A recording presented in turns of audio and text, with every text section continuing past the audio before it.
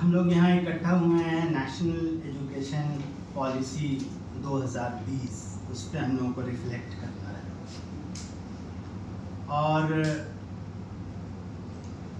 यहाँ पे like minded audience हैं mostly, almost like minded audience के बीच ये होता है कि एक बड़ा चैलेंज ये होता है कि कम्युनिकेशन जो है वो इनकम्युनिकेटिव में बदल जाता है, क्योंकि हम सब एक दूसरे से एग्री कर रहे हैं, डिसएग्री करने वाले हैं नहीं, तो फिर बहस का इतना मज़ा नहीं रहता है। खैर, रुचिका ने बहुत साफ तौर पर कह दिया है, जो प्रॉब्लम है उसको बहुत ही बेहतरीन अंदाज में उसने डायग्नोस करके रख दिया है, और ये बहादुरी से करती चली आ रही है।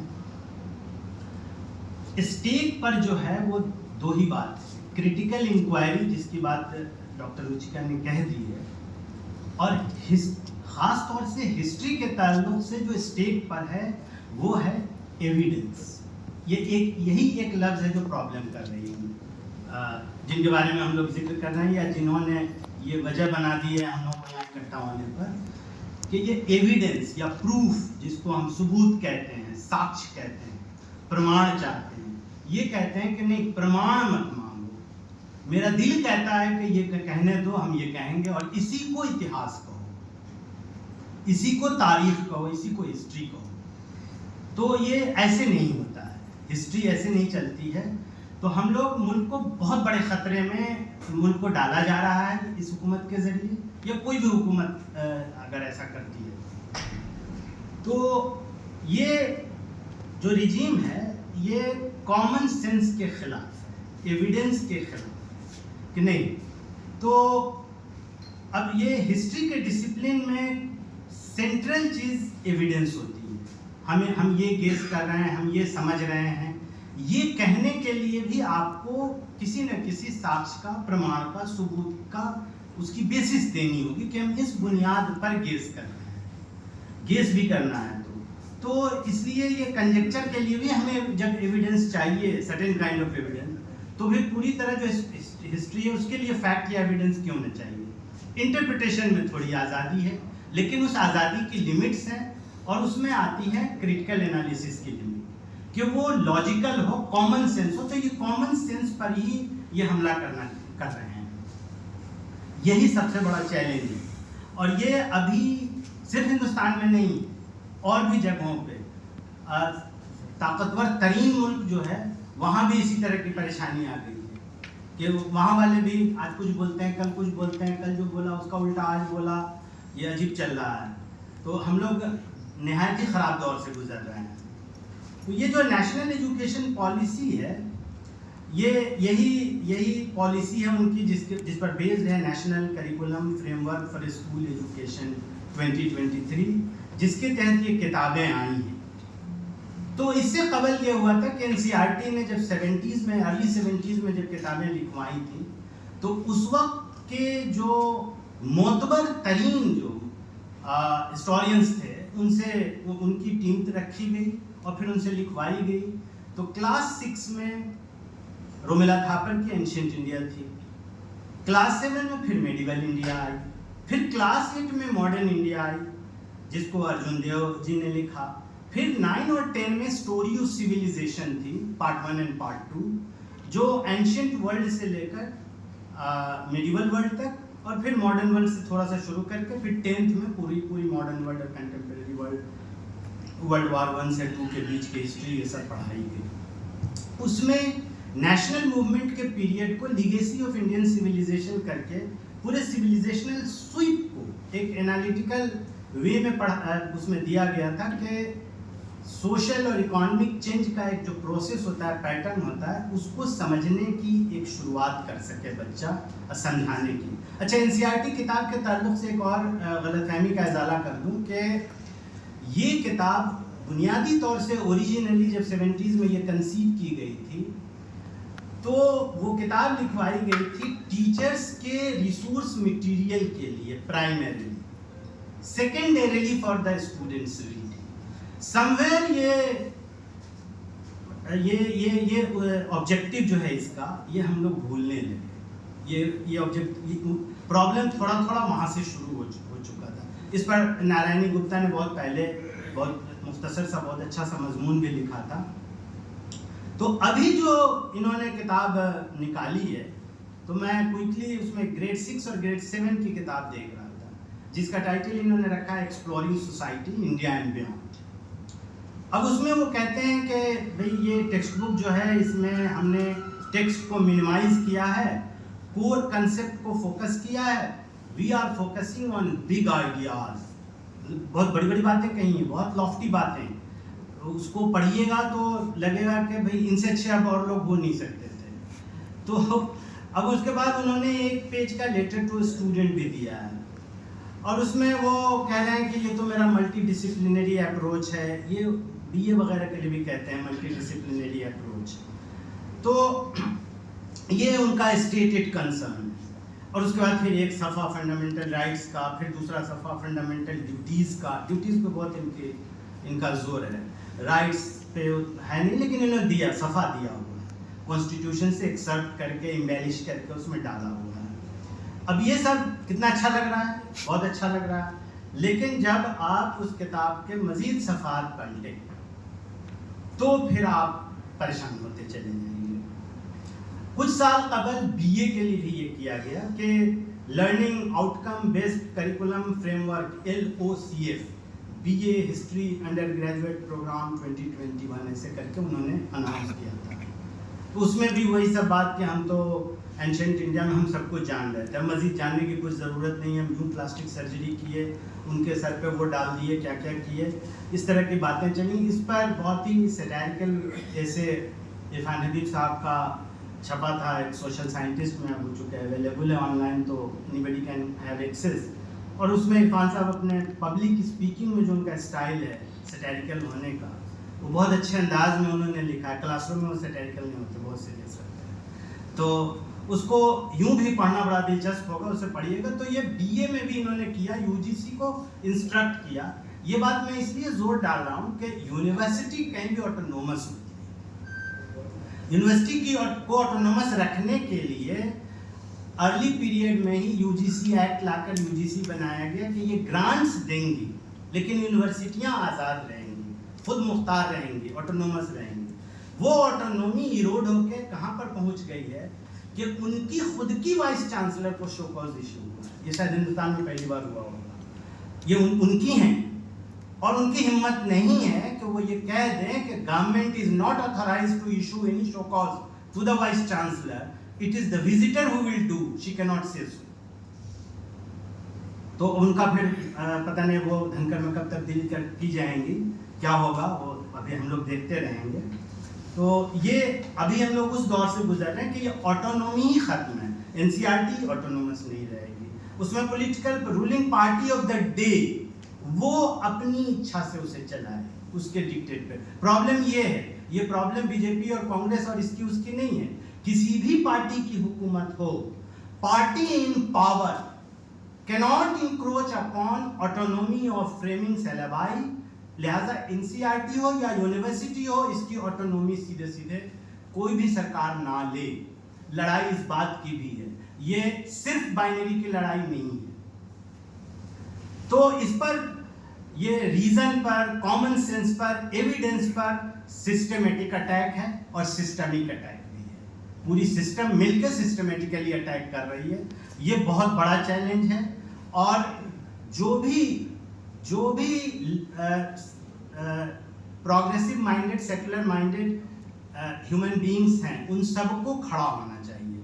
जो भी ह्यूमनिस्ट्स हैं, रिगार्डलेस ऑफ आइडियोलॉजी, वो इस चैलेंज को टेकअप करें, क्योंकि वो जिस तरह से स्टेट चल रहा है, वो स्टेट सोसाइटी को भी उसी फ्रेमवर्क में डालना चाह रही है। ये प्रो इस्टेब्लिशमेंट सोसाइटी ही बनाई जा रही है कि उसमें क्रिटिकल थिंकिंग हो ही नहीं। लिहाजा इससे आगे बढ़ने से पहले मैं आपकी इजाज़त चाहता हूँ कि एक बात करूँ कि अभी दो बड़े ऑथर्स की बात करना चाहता हूँ, थिंकर्स की, जो पेडागोजी को लेकर के बड़े मशहूर भी हैं। एक हैं पॉल फ्रेरे, इनकी बहुत मशहूर किताब है, बहुत पतली सी छोटी सी किताब है, पेडागोजी ऑफ द ऑप्रेस्ड। ये 1968 में आई थी। इसको समझना इसलिए ज़रूरी है, इन्होंने कहा था कि एजुकेशन दो तरह की होती है। ये ब्राज़ील को रख के कहा था, लेकिन ये यूनिवर्सलिटी भी है इसमें, कि ये एजुकेशन टूल फॉर डोमिनेशन होगा या टूल फॉर लिबरेशन होगा। ये दो बातें हैं।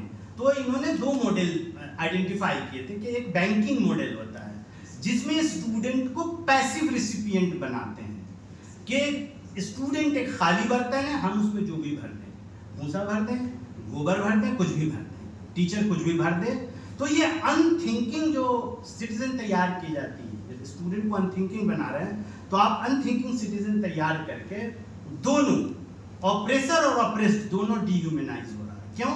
क्योंकि जब ये ऐसा सब्जेक्ट जो सिटीजन क्या तो रियाया बना रहे हैं इस मेथड से, इसमें ये होगा कि वो बाद में जब वो खुद पावर में आएगा तो वो न्यू ऑपरेसर बनेगा। ये ऑपरेस्ट जब खुद पावर में आएगा तो वो न्यू ऑपरेसर बनेगा।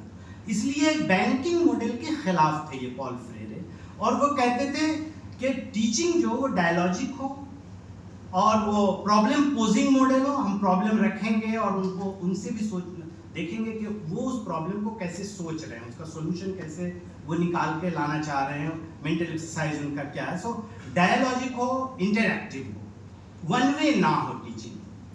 तो ये पॉल फ्रेरे ने कहा था। ये कभी हाल में किताब आई है हिलेरी फोक कैलिसमैन की, प्रोनाउंसिएशन के लिए माफ कर दीजिएगा क्योंकि प्रोनाउंसिएशन सही करूंगा स्पेलिंग भूल जाऊंगा लिखने वाली स्पेलिंग। तो ये किताब का ही टाइटल है टीचर्स एज स्टेट बिल्डर्स। तो स्टेट बिल्डर्स, तो टीचर्स को ये पर इतनी बड़ी जिम्मेदारी है, लिहाजा जब टीचर प्रो एस्टेब्लिशमेंट होने लगे, जब वाइस चांसलरी के लिए प्रोफेसर पागल होने लगे, तो समझिए कि जवाल आ गया। तो ये मतलब टीचर को फोर्स ऑफ रेजिस्टेंस बनना है, और वो बच्चे भी वैसा ही तैयार करें कि सोसाइटी में जो भी खराबी है वो उस खराबी की समझ डेवलप हो उसको, और उस खराबी के खिलाफ एहतजाज करने का साहस हो, उसके अंदर जुर्रत, एक बेबाक और जुर्रतमंद शहरी पैदा करना, यानी हम प्रजा रियाया ना पैदा करें, नागरिक पैदा करें, थिंकिंग सिटीजन, वो कोलैबोरेटर ऑफ द रिजीम ना बने।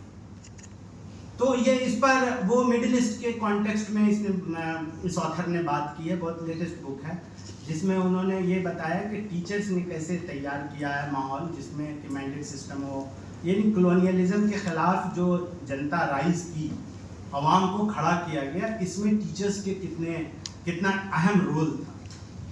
तो ये टीचर्स का ये है। अदरवाइज अभी हम लोग जिस इशू पे अभी इकट्ठा हुए हैं, रुचिका ने बेहतरीन अंदाज में उसे रख दिया है, और अभी 31 जुलाई को हमारे टीचर प्रोफेसर फरहत हसन साहब और नीलाद्री भट्टाचार्य जी का, इन दोनों का कंबाइंड इंटरव्यू लिया। एक सवाल को दोनों ने अपने अपने तरीके से रिस्पॉन्ड किया, वृंदा गोपीनाथ ने दबायर में अभी 31 जुलाई को। तो उसमें इन प्रॉब्लम्स को उन्होंने काफ़ी अच्छे तरीके से उन्होंने आर्टिकुलेट कर दिया है। मैं क्विक रिकैप भी कर सकता था, लेकिन वक्त ज़्यादा लग जाएगा, मैं आगे बढ़ जाता हूँ क्योंकि रुचिका ने उसको काफ़ी अच्छे से कह दिया। इसमें एक सवाल जो रुचिका ने उठाया मंदिर तोड़ने के हवाले से, अब यह अजीब बात यह है कि मंदिर शासकों ने पॉलिटिकल रीजन से तोड़े, हिंदू शासकों ने भी अब हिंदू मंदिर तोड़े, मुस्लिम शासकों ने भी हिंदू मंदिर तोड़े। ये एक बात है, वो पॉलिटिकल रीजन था, वो समझाने से भी समझने नहीं दे रहे हैं ये लोग, वो एक बात है। सवाल ये है, उससे भी खतरनाक बात है, उससे आगे की बात है कि उस रूलर ने विथ वट एवर रीजन मंदिर तोड़े, तो अभी हम आप यहाँ बैठे हुए हम कैसे जवाब दें?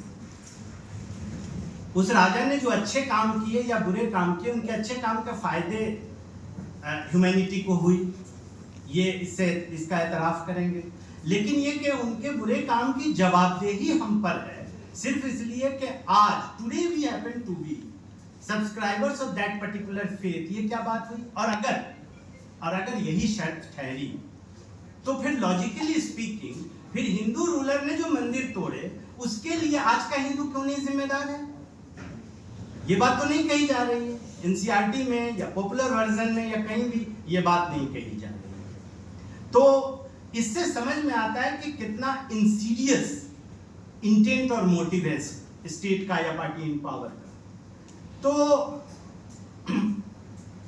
इसको ये प्रॉब्लम, अब हम थोड़ा सा दूसरी तरफ भी जाएंगे, क्योंकि बाकी बातें यानी मेजॉरिटेरियन जो प्रॉब्लम है उसको मेजॉरिटी कम्युनिटी के काफ़ी लोग ये हैं वो हैं, ये सब लोग उठा रहे हैं, रवीश कुमार हैं और तमाम सारे लोग उठा रहे हैं।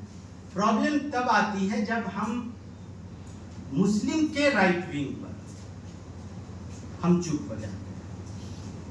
आर्गुमेंट ये होता है कि इनके पास थोड़ी स्टेट पावर है जो इनको इतना डेंजरस मानिएगा। इस आर्गुमेंट से ये हो रहा है कि आर्गुमेंट बहुत दिन से चलता चला आ रहा होता, या ये कहा जाता है कि अभी सही वक्त नहीं है ये करने का। हम इजाजत चाहेंगे कि भाई ऐसा करके देख लिया ना इतने दिन में, ये वेपनाइज हो रहा है, ये फीडर बन रहा है, मतलब दी फैक्टर नहीं है लेकिन वन ऑफ द फैक्टर्स तो है, तो हम इस पर भी बात करें, इसकी हम इजाजत चाहेंगे, क्योंकि उसके बगैर हिंदुत्व की फीडिंग जारी रह रही है और हिंदुत्व अब न्यू हिंदुत्व फेज में चला आया है। उस पर भी बात करेंगे ये क्या है, कैसे इसको समझा जाए, ये होता क्या है। तो ये अभी जो एनसीईआरटी के थ्रू ये किया जा रहा है कि देखिए हिस्ट्री हमेशा रूलिंग क्लास का टूल रहा है, रूलिंग क्लास अपने तरह से ही हिस्ट्री को पढ़वाना चाहा है, तो ये इस पर हम लोगों को उतना परेशान नहीं होना चाहिए। परेशानी जो हम लोग की है वो उससे बहुत बड़ी है। रूलिंग क्लास ऐसा तो नहीं कि इससे पहले अपने तरह की हिस्ट्री नहीं लिखवाई है, या जो रेजिस्ट कर रहे थे वो अपने तरह से हिस्ट्री नहीं लिख रहे थे। नेहरू को डिस्कवरी क्यों लिखनी पड़ी, नेहरू को ग्लिम्पसेस ऑफ वर्ल्ड हिस्ट्री या डिस्कवरी ऑफ इंडिया क्यों लिखना पड़ रहा था, उन्हें खास तरह का नेशन बनाना था। तो आप हिस्ट्री को ह्यूमैनिटी के लिबरेशन के लिए आप हिस्ट्री को टूल बनाइएगा या ह्यूमैनिटी को ऑप्रेस करने के लिए टूल बनाइएगा। पार्टी इन पावर टुडे वो टूल बना रही है ऑपरेशन का कि इन सबको हिंदू मुस्लिम करके इसमें उलझाए रखो, बाकी हमें जिनको उनका तो पार्लियामेंट में नाम लेने में परेशानी हो रही है, ए से दोनों ए से हैं, अडानी अंबानी, मैंने उन सबको बेच लिया जाए, ठीक है, तुम मत कुछ बोलो, तुम लगे रहो इधर, तुम इधर अपना जो भी करना है इन सब में लगे रहो। यानी इनको खामखा का कल्चरल प्राइड इंजेक्ट कर दिया कि तुम इसमें लगे रहो, बाकी हम काम करेंगे। हाँ, अब वो उनको औरंगजेब के पीछे लगा दिया, औरंगजेब कहाँ है कब है 1707 में चलेगा, उनको उधर लगा दिया, हमें कहीं और लगा दिया। तो ये प्रॉब्लम पूरे सब कंटिनेंट में रहा है, जैसा कि हमने कहा कि बाहर भी रहा है, और ये सब कंटिनेंटल मेजॉरिटेरियनिज्म को भी एड्रेस करना होगा। ये एड्रेस नहीं करने से भी moral authority to fight Hindutva weak होती है, ये ऐसी मेरी समझ है। और इसीलिए मैं कुछ और बात करने की भी इजाजत चाह रहा हूँ।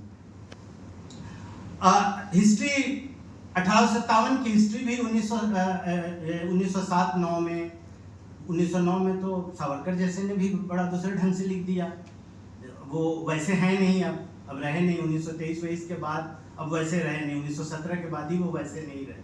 लेकिन 1917 के पहले के सावरकर ने, विंटेज सावरकर ने वो भी लिखा था। तो 1857 की हिस्ट्री भी 1907 में या 1957 में या 2007 में जब हम लोग 50 साल 100 साल 150 साल जब सेलिब्रेट किए, तो उसको खास तरह से उस हिस्ट्री को लिखी गई है और हिस्ट्री के डिफरेंट डायमेंशंस को लिया गया है। एनसीईआरटी की किताबें भी जब रिजीम नहीं भी बदली थी, यानी कांग्रेस लेड रिजीम ही थी, तब भी एनसीईआरटी तो रिवाइज हुई है, रिवाइज होना चाहिए। हिस्ट्री में पहले कास्ट के क्वेश्चन को, जेंडर के क्वेश्चन को, स्पोर्ट्स और सार्टोरियल कल्चरल हिस्ट्री को, कपड़ों के कल्चरल एस्पेक्ट्स को, स्पोर्ट्स को, और भी इस तरह की एवरीडे लाइफ की बहुत सारी चीज़ें थी जो पहले हिस्ट्री में नहीं डिस्कस होती थी। तो जब रिवाइज हुआ 2004-5 में, जब हिस्ट्री की किताब रिवाइज की गई एनसीईआरटी टेक्स्ट बुक, तो उसमें इन पहलुओं को भी लाने की कोशिश की गई। तो हिस्ट्री इवॉल्व करती है, उसका स्कोप बढ़ता जाता है, छोटे इलाकों की तारीख और भी दूसरे तरह से नए तरह के साक्ष्य प्रमाण भी निकलते हैं, तो हिस्ट्री का स्कोप बढ़ता जाता है। तो इसलिए रिवीजन कोई ऐसी चीज़ नहीं है, लेकिन आप रिवीजन आप करवा रहे हो इसलिए कि हेट्रेड का प्रोजेक्ट परपिचुएट हो, प्रोपेगेट हो, वायलेंस और बढ़े, ग्रुप हेट्रेड और ग्रुप वायलेंस खूब बढ़े। अगर इस तरह से, यानी आपने अगर वेजिटेरियनिज्म को पॉलिटिक्स बना लिया है, तो अब अगर वेजिटेरियनिज्म की हिस्ट्री बता दे कि भाई मैथिल ब्राह्मण तो बगैर मछली के, बगैर गोश्त के या बगैर नरबली इसके भैंसे की बलि चढ़ाए हुए वो कोई रिचुअल नहीं करेगा, तो आप अनकंफर्टेबल हो रहे हैं। अब इन ट्रेडिशंस को अगर आप लाते हैं तो उनका डिस्कम्फिचर बढ़ता है, और फिर वो कहते हैं कि नहीं ये तो हमें परेशान किया, हमारे संस्कृति के साथ ऐसा किया जा रहा है। तो हम ये इस तरह से हुआ है। या ये गांधी जी की हत्या हो गई, तो हत्या के बाद नेहरू जी ने उस पूरे इशू को, स्टेट बिल्डिंग जिस तरह से किया, उसको बहुत दूसरे अंदाज में किया। हिस्ट्री को लिंक क्लास ने यूज किया है, लेकिन आप हमें ये देखना है कि यूज उसका लिबरेटरी एस्पेक्ट है या नहीं, इमेंसिपेटरी एस्पेक्ट है या नहीं। तो नेहरू ने वैसे किया। तो इसीलिए गांधी जी के कत्ल के बाद जिस तरह से स्टेट बिल्डिंग की प्रोसेस की गई, नेहरू ने जैसे किया, एक क्रिटिकल एसे यास्मीन खान का परफॉर्मिंग पीस कुछ साल पहले छपा है, पढ़ने वाला है, वो है क्रिटिकल लेकिन फिर भी पढ़ने वाला है। तो उसमें बताया गया है कि वो स्टेट को इस तरह से बिल्डअप किया गया कि एक सेकुलर प्लुरलिस्टिक स्टेट को कंसोलिडेट करना आसान हो, क्योंकि अभी अभी हम लोग आज़ाद हुए थे, और वो भी विभाजन और वायलेंस के साथ, और वो वायलेंस यानी ह्यूमैनिटी ने वैसी वायलेंस बहुत कम देखी है। तो बहुत बड़ा चैलेंज था। उन चैलेंजेस को बगैर बिटरनेस लाए हुए, एक बिटरनेस होनी चाहिए थी, उसको नेहरू इस तरह बना रहे थे। अब उसमें कांग्रेस पार्टी का अपना रोल था जो अप्रिशिएट किया जाना चाहिए, regardless of whether we may be standing for that party और नॉट। तो नेहरू को बहुत क्लैरिटी